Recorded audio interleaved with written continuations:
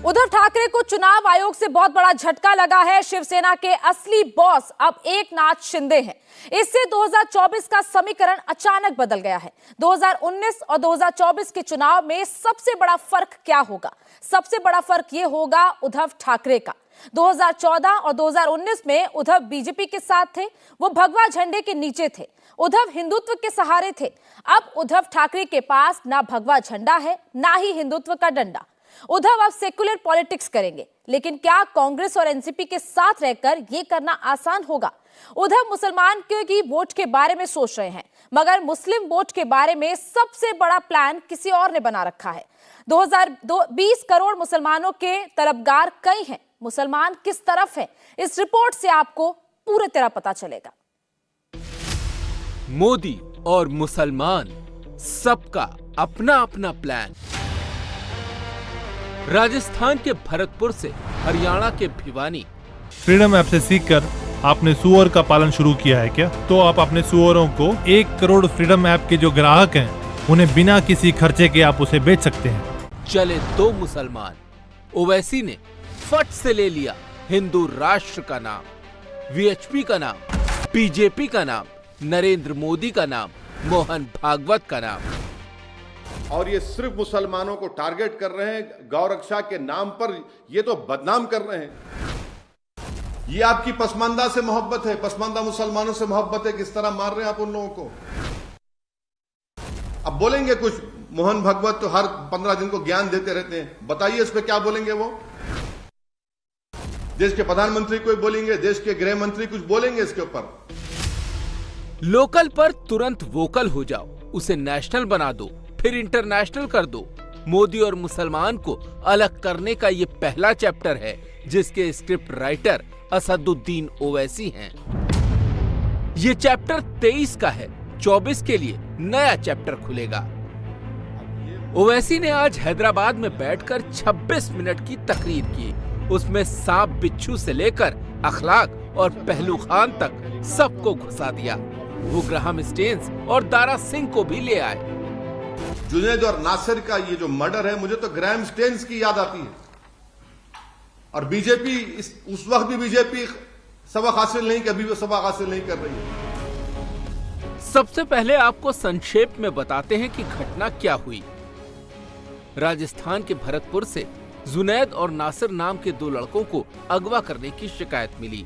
हरियाणा के भिवानी में जली हुई एक बोलेरो में जुनैद और नासिर दोनों के शव मिले। पीड़ित पक्ष का कहना है कि बजरंग दल के गोरक्षकों ने दोनों लड़कों को अगवा किया और फिर मारने पीटने के बाद उनको मार डाला। दूसरा पक्ष कहता है कि आरोप बेबुनियाद हैं, क्योंकि वारदात के वक्त वो वहाँ थे ही नहीं। मरे ही नहीं जनाब, इनको गाड़ी के अंदर बंद करके मार दिया गया, जिंदों में आग लगा दी गई। इंसानियत की तमाम हदें पार कर दी इन लोगों ने। हम सरकार से और पुलिस प्रशासन से अपील करते हैं कि हमारे जो दोनों भाई थे, इनको न्याय मिलना चाहिए। जांच अभी बाकी है, इन्वेस्टिगेशन अभी होना है, डीएनए टेस्ट भी अभी बाकी है, लेकिन बैरिस्टर ओवैसी आज खुद ही जज बन गए और जजमेंट सुनाने बैठ गए। ये पूरा ब्रेन वॉश कर दिया गया इन लोगों को आरएसएस की तरफ से। अब बोलेंगे कुछ, मोहन भागवत तो हर 15 दिन को ज्ञान देते रहते हैं, बताइए इस पे क्या बोलेंगे वो? देश के प्रधानमंत्री कोई बोलेंगे, देश के गृह मंत्री कुछ बोलेंगे इसके ऊपर? 2 मासूम लोगों को आपने ले जाकर इन लोगों ने किडनैप करके मार के जला दिया, उनकी जान ले ली, और फिर पुलिस बोलती है किसी पर एक केस था। अरे भाई, केस था तो वो कौन होते?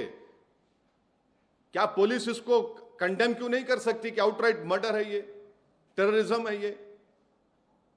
इसीलिए, और मुझे पूरी उम्मीद है कि इंसाफ नहीं मिलेगा, जुनैद और नासिर की फैमिली को इंसाफ नहीं मिलेगा जब तक हरियाणा की बीजेपी की सरकार इन लोगों का प्रोटेक्शन करते रहेगी। कोई इंसाफ नहीं मिलेगा, बल्कि और लोगों को मारेंगे ये लोग। इन लोगों को ताकत इनको बढ़ चुकी है, इन लोगों की हिम्मतें इनकी बढ़ चुकी है। उनको कोई कानून से डर नहीं है उनको, क्योंकि कानून खुद जेल में चला गया है और ये लोग रोड पे फिर रहे हैं। पुलिस इनको कुछ नहीं कर सकती, क्योंकि हरियाणा की बीजेपी की सरकार इनकी सपोर्ट करती है, इनको पैट्रोनाइज करती है। राजस्थान के भरतपुर में पुलिस को अपहरण की शिकायत मिली थी तो तुरंत एक्शन होना चाहिए था। ओवैसी की ये मांग जायज है, हरियाणा में भी पूरी जांच हो, यहाँ तक ओवैसी सही हैं। डबल मर्डर में जिस मोनू मानेसर उर्फ मोहित यादव का नाम आ रहा है, उसका गोली चलाते हुए वीडियो भी वायरल हो रहा है। ओवैसी की बातें कुछ तो सही है, लेकिन आते ही मोदी और भागवत को टारगेट पर लेने से ओवैसी का सियासी गोल साफ हो जाता है। दरअसल मोदी और मुसलमान जैसे ही थोड़ा करीब आते हैं, भाईजान का बीपी बढ़ जाता है। हिंदुस्तान में 14% से थोड़े ज्यादा मुसलमान हैं। एब्सोल्यूट नंबर में कहें तो अपने देश में करीब 20 करोड़ मुसलमान रहते हैं। मुस्लिम वोट के कई क्लाइंट हैं। पसमानदा और बोहरा कम्युनिटी के जरिए मोदी मुस्लिम आउटरीच कर रहे हैं। मुसलमान कांग्रेस से छिटक चुके हैं। राहुल गांधी उनको अपने करीब लाने का जतन कर रहे हैं। असदुद्दीन ओवैसी भारत में मुसलमानों के सबसे बड़े रहनुमा बनना चाहते हैं। अखिलेश यादव, नीतीश कुमार, ममता बनर्जी, शरद पवार, केसीआर, अलग अलग रीजन, अलग अलग स्टेट्स में ये सारे नेता भी मुस्लिम वोट के तलबगार हैं। पिछले 6 महीने में नरेंद्र मोदी ने मुसलमानों को करीब लाने के जितने प्रयास किए, मुसलमानों का विश्वास जीतने के लिए मोदी ने जितनी कोशिशें की, ओवैसी ने सब में एक साथ मट्ठा डाल दिया। ये आपकी पसमानदा से मोहब्बत है, पसमानदा मुसलमानों से मोहब्बत है। किस तरह मार रहे हैं आप उन लोगों को। हरियाणा के एक मर्डर केस को ओवैसी ने दारा सिंह और ग्राहम स्टेन्स से जोड़ दिया। जुनैद और नासिर का ये जो मर्डर है, मुझे तो ग्राहम स्टेन्स की याद आती है। और बीजेपी उस वक्त भी बीजेपी सबक हासिल नहीं, कभी भी सबक हासिल नहीं कर रही है। एक मर्डर केस को ओवैसी ने आतंकवाद बता दिया। आखिर ये आतंक, ये टेररिज्म कब खत्म होगा। ओवैसी ने राजस्थान की अशोक गहलोत सरकार और हरियाणा की खट्टर सरकार दोनों को एक लाइन में खड़ा कर दिया। और मुझे पूरी उम्मीद है कि इंसाफ नहीं मिलेगा। जुनैद और नासिर की फैमिली को इंसाफ नहीं मिलेगा। ओवैसी के अल्फाजों को पकड़ेंगे तो भाईजान का मोटिव साफ साफ समझ में आएगा। पसमानदा, मोहब्बत, ग्राहम स्टेन्स, दारा सिंह, अखलाक, पहलू खान, अकबर खान, कासिम, टेररिज्म, इंसाफ नहीं मिलेगा, मुसलमान मरते रहेंगे, नरेंद्र मोदी, मोहन भागवत, बीजेपी, वीएचपी। ओवैसी को जहां भी मौका मिलता है वो खुद को मुसलमानों का एकमात्र नकीबे मिल्लत साबित करने में जुट जाते हैं। इस बार भी ओवैसी ने ही सबसे पहले भरतपुर का टिकट कटाया, लेकिन हकीकत सिर्फ इतनी नहीं जितनी दिख रही है। राजस्थान में इसी साल असेंबली इलेक्शन है। ओवैसी ने अपने लिए राजस्थान की 30 मुस्लिम बहुल सीटें छांट रखी हैं। 18 फरवरी को भरतपुर में और 19 फरवरी को टोंक में ओवैसी की रैली पहले से प्लान्ड है। राजस्थान के मेवात में मुस्लिम आबादी का कंसंट्रेशन सबसे ज्यादा है। यहाँ कामा, रामगढ़ नगर और तिजारा समेत 6 मुस्लिम बहुल सीटें हैं। ओवैसी जयपुर के आदर्श नगर, किशनपुर और हवा महल के अलावा जोधपुर के सूरसागर और बाड़मेर, जैसलमेर, सीकर, झुंझुनू, नागौर, टोंक, सवाई माधोपुर, अलवर और भरतपुर पर भी नजरें टिकाए हुए हैं। मुस्लिम वोट पर कांग्रेस की भी नजर है। भरतपुर में जुनैद और नासिर के गांव में पंचायत लगी। जुमे के दिन हो रही इस पंचायत में कांग्रेस की अशोक गहलोत सरकार ने अपनी मिनिस्टर जाहिदा खान को नुमाइंदा बनाकर भेजा। हमें अपने आदरणीय अशोक गहलोत साहब में पूरा यकीन है कि वो हमारे साथ न्याय करेंगे, इसलिए हम लाशों को रख के कोई सौदा नहीं करेंगे, लाशों पे ना राजनीति करेंगे। 2018 के राजस्थान असेंबली चुनाव में भरतपुर संभाग की 19 सीटों में से कांग्रेस ने 13 सीटें जीती थी। 2018 में कामा सीट से कांग्रेस की जाहिदा खान ने सबसे बड़ी जीत दर्ज की थी। वही जाहिदा खान आज गहलोत सरकार में मिनिस्टर हैं। नहीं, अगर ओवीसी जी को कोई पहले से पता चल जाती है चीज़ें तो वो हमारी सरकार को बता दिया करें, क्योंकि ये ऐसा तो है नहीं कि कभी पहले इस तरह की कोई हरकत हुई हो और क्रिमिनल्स आ रहे हैं, ये तो किसी को भी नहीं पता था, तो एक्शन क्या लेते किसी के खिलाफ। भरतपुर केस में सचिन पायलट भी सरकार और राजस्थान पुलिस के साथ खड़े दिखे। मुझे ज्ञात हुआ है कि किसी व्यक्ति को डिटेन भी किया गया है, लेकिन इसकी जांच होगी और तुरंत प्रभाव से जो भी कोई भी हो, कोई व्यक्ति हो, कोई संस्था हो, कोई संगठन हो, किसी भी दल का हो, अगर किसी ने कानून को अपने हाथों में लिया है, उसका पूरा हम जांच करवा के उसको निर्णय दिलाएंगे। राजस्थान में ओवैसी एक्टिव हैं, अगर कांग्रेस की मंत्री एक्टिव हैं, तो वीएचपी भी सुपर एक्टिव है। बजरंग दल पर लगे आरोपों का जवाब विश्व हिंदू परिषद के बड़े नेता दे रहे हैं। इस तरह के मामलों में राजस्थान सरकार की भूमिका हमेशा से वोट बैंक की राजनीति से प्रभावित रही है। यह कई मामलों में सिद्ध भी हो चुका है। एक राजनीतिक एजेंडे के तौर पर ही बजरंग दल का नाम अनावश्यक रूप से घसीटा जा रहा है, जिसको किसी भी तरह उचित नहीं माना जा सकता। सवाल है कि यहाँ से आगे क्या होगा? क्या पोलराइजेशन शुरू हो चुका है? क्या आने वाले चुनाव में फुल हिंदू मुसलमान होने वाला है?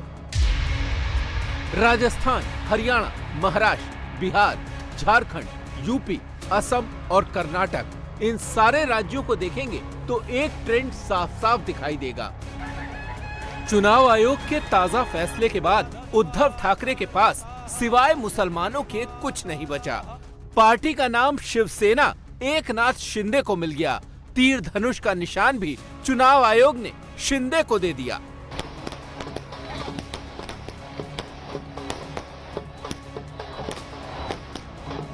ठाकरे के पास न पार्टी रही न निशान, बच गए सिर्फ मुसलमान।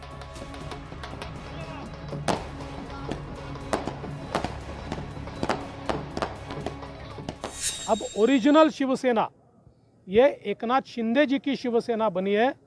मैं एकनाथ शिंदे जी का बहुत बहुत अभिनंदन करता हूं। हम लोग पहले दिन से इस बारे में कॉन्फिडेंट थे, क्योंकि इलेक्शन कमीशन के अलग अलग पार्टियों के बारे में इसके पहले के अगर आप निर्णय देखेंगे तो इसी प्रकार के निर्णय उन्होंने दिए हैं। इसलिए मुझे ऐसा लगता है कि हमें जो विश्वास था, आज उस विश्वास को पूरे तरीके से बल मिला है और असली शिवसेना, बाला साहब के विचारों पर चलने वाली शिवसेना, ये एकनाथ शिंदे जी की ही है। धर्मवीर अनंत दिघे जी, इनके विचारों का विजय है। और मेरे साथ मैंने जो भूमिका ली, उसके साथ जो 50 विधायक और 13 सांसद, हजारों लाखों कार्यकर्ता, पदाधिकारी, शिव सैनिक, ये इनका विजय है। और इसलिए मैं चुनाव आयोग को धन्यवाद देता। महाराष्ट्र और असम के बीच भगवान शंकर के छठे ज्योतिर्लिंग पर घमासान मचा है। असम सरकार ने भीमा शंकर ज्योतिर्लिंग अपने यहाँ होने का दावा किया तो महाराष्ट्र में सबसे तीखा रिएक्शन शरद पवार की पार्टी एनसीपी की ओर से आया। महाराष्ट्र में सबसे ज्यादा पवार पर ही मुस्लिम तुष्टीकरण के आरोप लगते हैं। उन्हीं की पार्टी अब हिंदू वोट के लिए भीमा शंकर के ज्योतिर्लिंग पर लड़ रही है। एमपी के छतरपुर में बागेश्वर सरकार कहलाने वाले धीरेन्द्र शास्त्री हिंदू राष्ट्र बनाने के लिए यज्ञ कर रहे हैं। भारत हिंदू राष्ट्र की, भारत हिंदू राष्ट्र की, भारत हिंदू राष्ट्र बनना चाहिए या नहीं? बनना चाहिए, बनना चाहिए। कौन कौन तैयार है? जय हो। अब तो बन करके ही रहेगा। धीरेन्द्र शास्त्री से मोदी का लेना एक न देना दो, लेकिन मोदी के विरोधी धीरेन्द्र शास्त्री को भी मोदी से जोड़ देते हैं। असदुद्दीन ओवैसी सीधे सीधे मोदी को टारगेट करते हैं। ओवैसी को मालूम है कि वीएचपी को हिट करेंगे तो भी मोदी पर ही निशाना लगेगा, आरएसएस को हिट करेंगे तो भी मोदी को चोट लगेगी। यहाँ तक कि वो बागेश्वर वाले बाबा के बहाने भी मोदी पर अटैक करते हैं। ओवैसी का यही फॉर्मूला आज बिहार के मुख्यमंत्री नीतीश कुमार ने अपनाया। संभव है जी, ये पूरा देश है, भारत देश है। अब विभिन्न जो धर्म के लोग हैं, सब लोग हैं इस देश में, कोई मतलब है? इस देश के बारे में कोई कुछ बोलेगा उसका कोई वैल्यू है? राष्ट्रपिता महात्मा गांधी को छोड़ करके किसी के बारे में किसी की बात को सुनना नहीं चाहिए। अगर कोई करना चाहता है। फ्रीडम ऐप से सीखकर आपने सुअर का पालन शुरू किया है क्या? तो आप अपने सुअरों को 1 करोड़ फ्रीडम ऐप के जो ग्राहक हैं उन्हें बिना किसी खर्चे के आप उसे बेच सकते हैं। तो सब उल्टा पुल्टा काम करना चाहता है, देश को खत्म करना चाह रहा है। नीतीश कुमार ने बागेश्वर वाले बाबा के बहाने हिंदू राष्ट्र की मांग को खारिज करने वाली बात क्यों की? सिंपल रीजन यही है कि बिहार में 17% एक मुश्त मुसलमान वोट है, जिस पर 2024 के लिए नीतीश की नजर है। नीतीश कुमार के 5% कुर्मी और 10% पचपनिया वोट के साथ 17% मुस्लिम वोट और आरजेडी से जुड़ा 12% यादव वोट अगर मिल जाता है तो 44% वोट शेयर बनता है। नीतीश कुमार और तेजस्वी यादव इसके साथ अगर थोड़े बहुत महादलित वोट भी जोड़ लेते हैं तो बिहार में एक विनिंग कॉम्बिनेशन बनता है। जातियों का यही अंगणित बिहार में नीतीश कुमार और तेजस्वी यादव का ट्रम्प कार्ड है। इंडिया टीवी हर वक्त हर जगह डाउनलोड करने के लिए सर्च करें India TV news Google play store या ऐप स्टोर पर।